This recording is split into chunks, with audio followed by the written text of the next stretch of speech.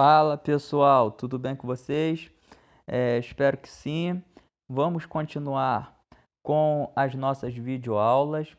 Hoje nós temos conteúdo novo, então preparem os seus cadernos, a sua caneta ou o seu lápis para anotar as novas informações, para prestar atenção na nossa aula sobre Revolução Francesa. Sim, pessoal, vamos começar a falar de mais uma das revoluções burguesas do século XVIII. Nós já vimos a Revolução Inglesa, a Revolução Industrial e agora nós vamos para a Revolução Francesa. Lembrando, pessoal, que essa é apenas a parte 1 da Revolução Francesa. Isso quer dizer que nós teremos uma outra videoaula falando mais a respeito desse assunto. Então, essa é a primeira parte da Revolução Francesa, ok? Então, vamos lá. Nós vamos começar falando sobre o antigo regime, que era o que vigorava, né, a maneira social e política, a organização social e política que vigorava na França durante o século XVIII. E de que maneira essa sociedade estava dividida? Ela era dividida em estados. Eram 3 estados. Se lembram da pirâmide social da Idade Média e também durante os estados nacionais modernos? Então, é a mesma pirâmide social, com o clero no topo, a nobreza no meio e os camponeses e a burguesia embaixo. Mas na França a divisão era um pouquinho diferente porque eles chamavam de estado, mas nada que nos surpreenda. Então o primeiro estado vai ser formado pelo clero, o segundo estado ele é formado pela nobreza, o terceiro estado ele é formado pela burguesia, os trabalhadores urbanos, que são burgueses também e alguns pobres, e os camponeses, aqueles trabalhadores que viviam no campo. Então, nada diferente. A hierarquia continuava a mesma, só que agora era dividida em estados. Tudo bem até aí? No século XVIII, pessoal, além de se ter essa divisão em estados, existiam, claro, os privilégios. O primeiro e o segundo estado, né, o primeiro estado formado pelo clero e o segundo estado formado pela nobreza, eles possuíam privilégios em detrimento ao terceiro estado, que era formado, né, pela burguesia, pelos camponeses, em sua maioria. E aqueles trabalhadores urbanos, também, esses trabalhadores urbanos também chamados de sans-culottes, porque usavam uma calça lá meio esquisita, que era chamada de culotte. Então eram os sans-culottes. E então, galerinha, como que se dava esse privilégio? Esse privilégio do primeiro e do segundo estado se dava pelo recebimento dos tributos pagos pelo terceiro estado, ou seja, pelos impostos pagos pelo terceiro estado, por não pagarem impostos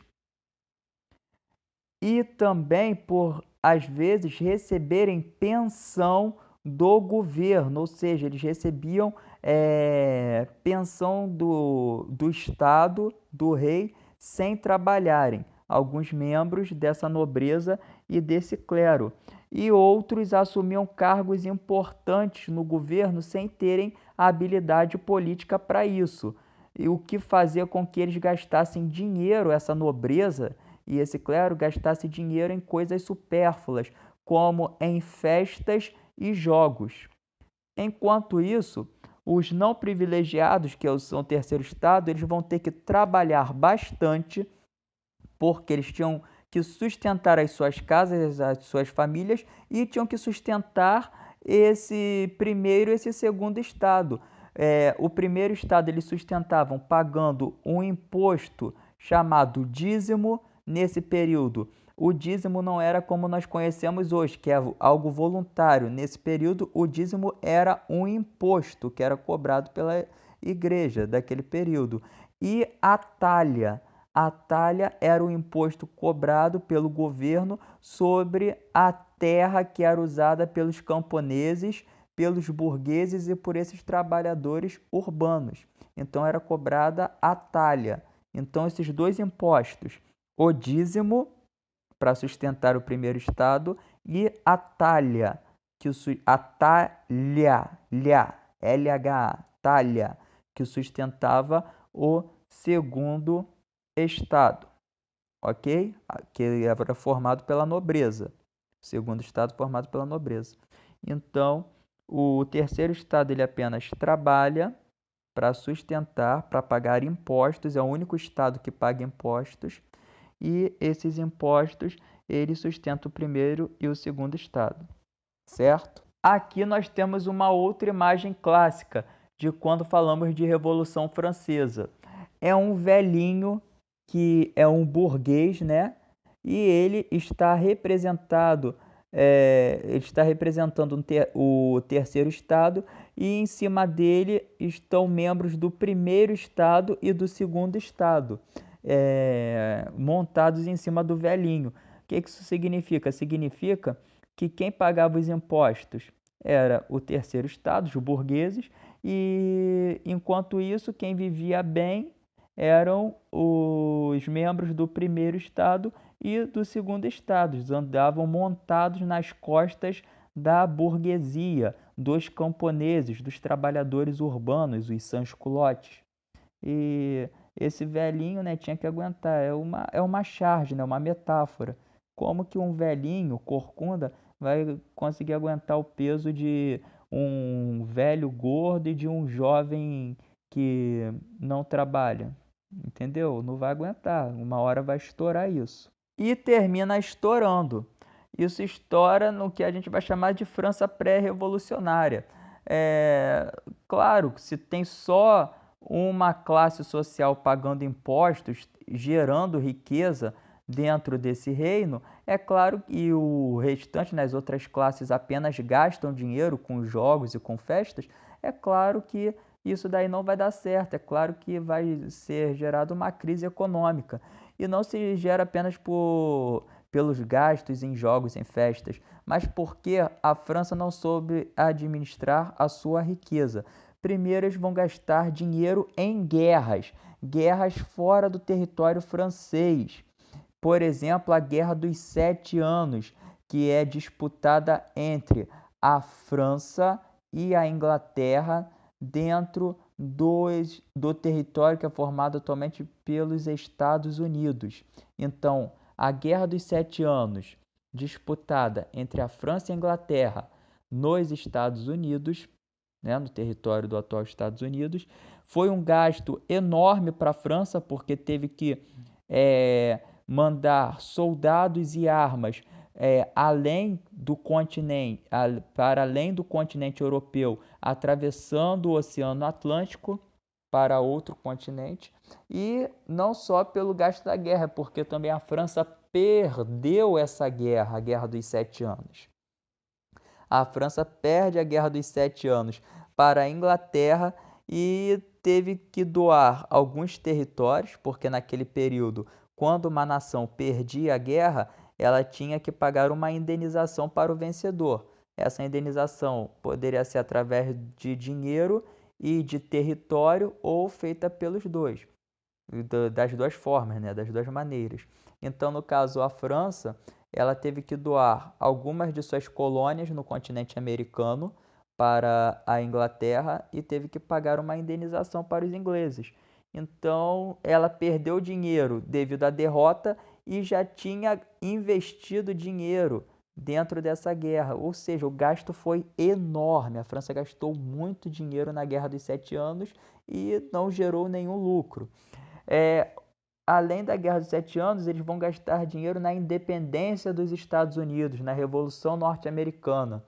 Os franceses vão enviar soldados e apoio com armas aos norte-americanos para eles se libertarem, fazerem sua independência da Inglaterra. Isso daí os franceses eles apoiam os norte-americanos, os estadunidenses, como retaliação pela derrota na Guerra dos 7 Anos para a Inglaterra. Os Estados Unidos ganham da Inglaterra, fazem a Revolução Norte-Americana, porém, eles fazem assim, eles dão um aperto de mão, um abraço nos franceses, valeu, obrigado por terem nos ajudado e tchau, tchau. Eu não vou bancar nada de vocês não, vocês vão se enrolar para lá.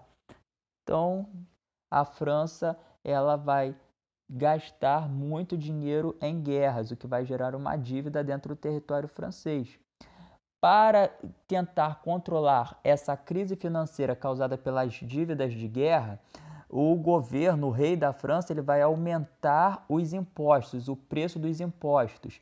Ou seja, quem pagava os impostos era o terceiro estado. Então, o terceiro estado vai voltar a sofrer com o pagamento de impostos, com elevadas taxas. Vai ter que sustentar o primeiro e o segundo estados nas costas de uma maneira mais pesada. Vai haver secas e enchentes. Pessoal, a França estava com má sorte nesse momento. Além das dívidas de guerra, além de aumentar os impostos, eles vão sofrer com secas e enchentes, ou seja, a agricultura, a produção agrícola durante aquele período do século XVIII vai ser a pior produção agrícola da França naquele período. Ou seja, vai haver fome na França. Isso vai gerar fome e vai aprofundar a crise financeira, porque já não tinha muitos recursos financeiros. E sem alimento, a consequência é a fome. Então, diante dessa profunda crise financeira, é que o rei Luís XVI vai decidir convocar a Assembleia dos Estados Gerais. Isso nós vamos ver agora. A Assembleia dos Estados Gerais, pessoal, ela era uma assembleia que o rei ele só convocava em casos extremos de urgência, e era quando todos os estados que compunham o reino francês eram convocados para decidir sobre algum assunto. É como se fosse o parlamento dentro da Inglaterra. Vamos pegar assim, essa Assembleia dos Estados Gerais é como se fosse o parlamento dentro da Inglaterra. Lá não tinha a Câmara dos Lordes e a Câmara dos Comuns. Aqui, os Estados Gerais vão ser divididos pelos estados. O primeiro estado, que vai ser o clero, os representantes do clero. O segundo estado, os representantes da nobreza. E o terceiro estado, que são os representantes da burguesia, dos camponeses, né? do povo em geral. E, para vocês terem uma noção de como o rei da França ele era absolutista, esses estados gerais eles não eram convocados há 175 anos. O voto dentro desses estados gerais ele era contabilizado por estados, ou seja, se existiam 3 estados, só existia a possibilidade de haver 3 votos. Era o voto do primeiro estado, do segundo estado e do terceiro estado. Como o primeiro e o segundo estados eles andavam sempre juntos, né? Porque o clero, na verdade, ele é formado por parte da nobreza. Os membros da Igreja Católica, não se esqueçam disso, eles eram nobres, eles vinham da nobreza. Então, o primeiro e o segundo estado, eles sempre combinavam os votos. Eles decidiam, vamos votar pela causa X. E então, quem é a favor dessa causa? Se o primeiro estado votasse a favor, automaticamente o segundo estado votava a favor e o terceiro estado votava contra. Então, eram 2 votos contra 1. Eram os 2 votos do primeiro e do segundo estado contra o voto do terceiro estado. Então, toda vez que a Assembleia dos Estados Gerais eram convocadas, eram para favorecer o interesse da nobreza, o interesse do clero, o interesse do primeiro e do segundo estado. Porém, dessa vez, o terceiro estado não quer aceitar esse voto por estados. Pô, ele não quer perder, já está em crise financeira, passando fome, tendo que pagar vários impostos. Eles vão aceitar? Não. Eles vão querer que os votos sejam contabilizados por pessoas, ou seja, por cabeças, por número de deputados que existiam ali dentro daquela Assembleia Geral. E o porquê o terceiro estado sugere isso? Porque ele sabia que eles eram maioria. Os deputados do terceiro estado eram maioria dentro da Assembleia Geral. Existiam mais deputados, mais representantes do terceiro estado do que do segundo e do primeiro estado. Nem que o primeiro estado e o segundo estado se juntassem, eles conseguiriam, por número de pessoas, combater o terceiro estado. E o rei sabia disso. O rei, sabendo disso, recusa a proposta do terceiro estado do voto ser por pessoas. Diante da recusa do rei, os representantes do terceiro estado, eles decidem escrever uma nova constituição. E sabendo disso, o que o rei vai fazer? Ele vai expulsar o terceiro estado da reunião da Assembleia Geral, porque eles decidem escrever uma nova constituição. O terceiro estado não aceita ser expulso e eles vão se concentrar dentro da sala de jogos, chamada jogo de pela. O jogo de pela era como se fosse um jogo de tênis feito dentro de uma sala. É como se fosse um squash da vida, um ping-pong, entendeu? Era uma sala de jogos. E como está aí na imagem, aí essa imagem é do terceiro estado reunido na sala de jogo da pela, eles vão fechar essa sala e vão escrever uma nova Constituição para a França e vão dar início a uma nova Assembleia, chamada Assembleia Nacional Constituinte. Dentro da Assembleia Nacional Constituinte, o terceiro estado vai construir essa nova Constituição, vai começar a escrever essa nova Constituição. A população francesa que está do lado de fora da Assembleia Geral, né, que virou a Assembleia Nacional Constituinte, ela vai saber dessa decisão do terceiro estado, vai apoiar o terceiro estado nessa decisão e vai começar a fazer revoltas na rua, revoltas armadas.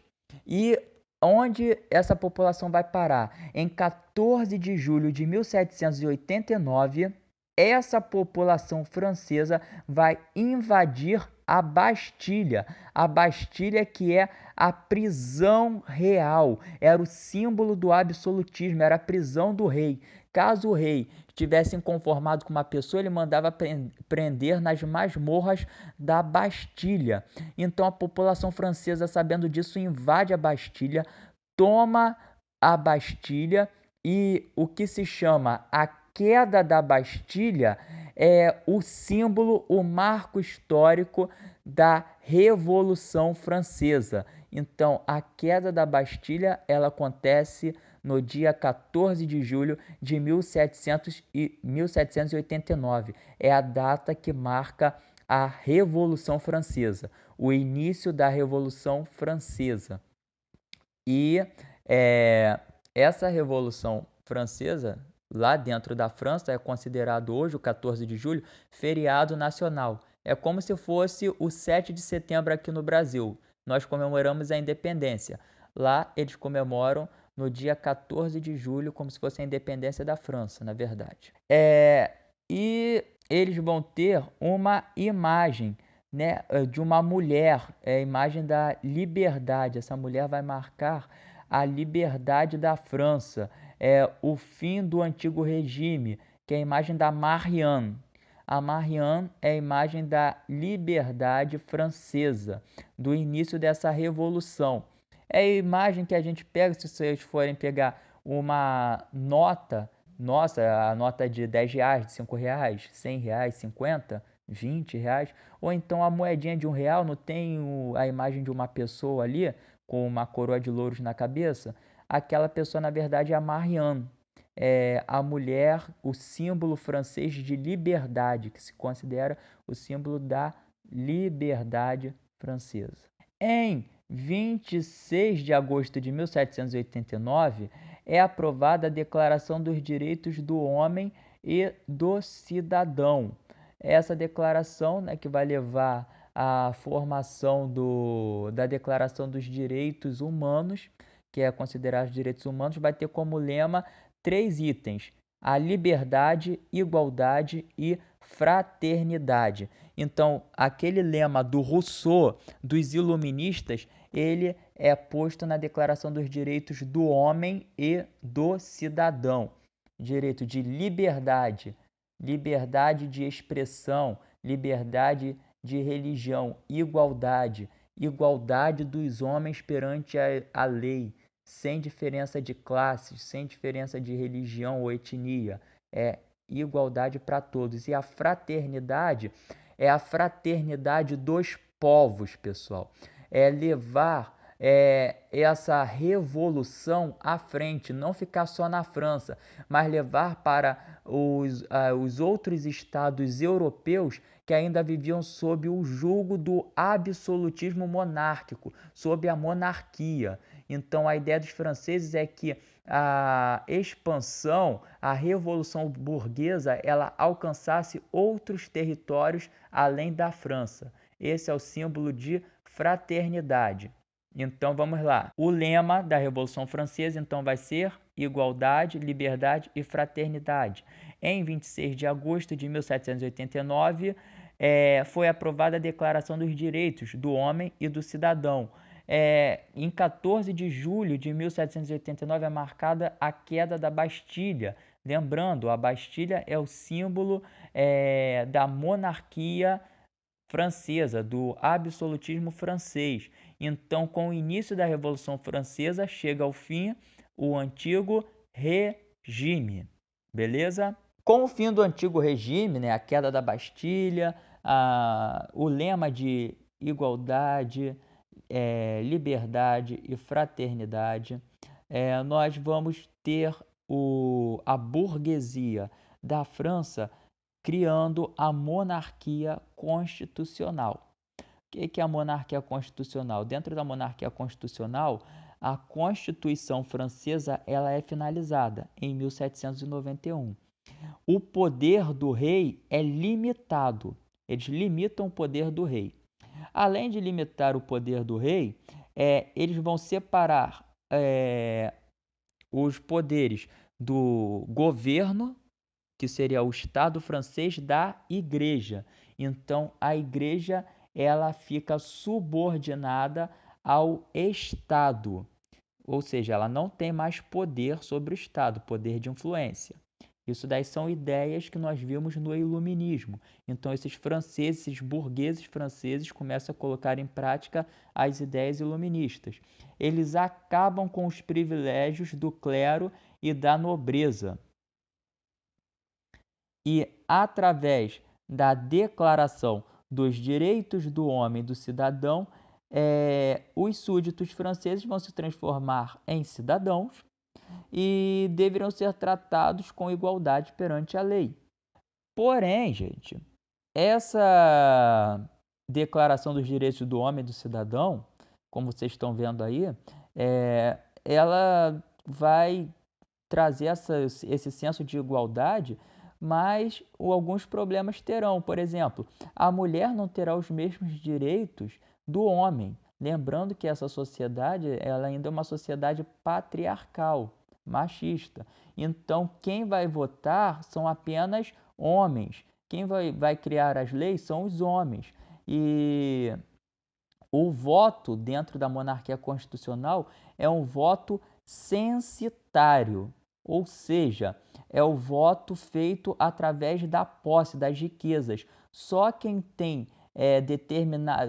determinada quantia, determinado valor, possui uma determinada fortuna, poderia votar as leis dentro da monarquia constitucional. Quem era pobre ou quem possuía poucas riquezas não poderia fazer parte da elaboração da Constituição Francesa ou votar alguma lei dentro da França durante a monarquia constitucional. Isso quer dizer o quê? Que nem toda a burguesia fazia parte do governo nesse período da monarquia constitucional. Apenas uma pequena parte que era ligada à elite e que era ligada aos nobres da França. Por isso, a Revolução Francesa ela não acaba aqui. Ela vai ter novos períodos, porque a burguesia, que ela era mais pobre, ou então parte do povo que fez a revolução, que participou da queda da Bastilha e que também queria fazer parte do governo, não vai aceitar esse voto censitário, esse voto por riqueza, né, por determinada quantia de riqueza, e vai querer também fazer parte do governo. Mas isso é papo para outro vídeo, é papo para outra aula. Por enquanto a gente fica por aqui. Até a próxima. Valeu, tchau, tchau.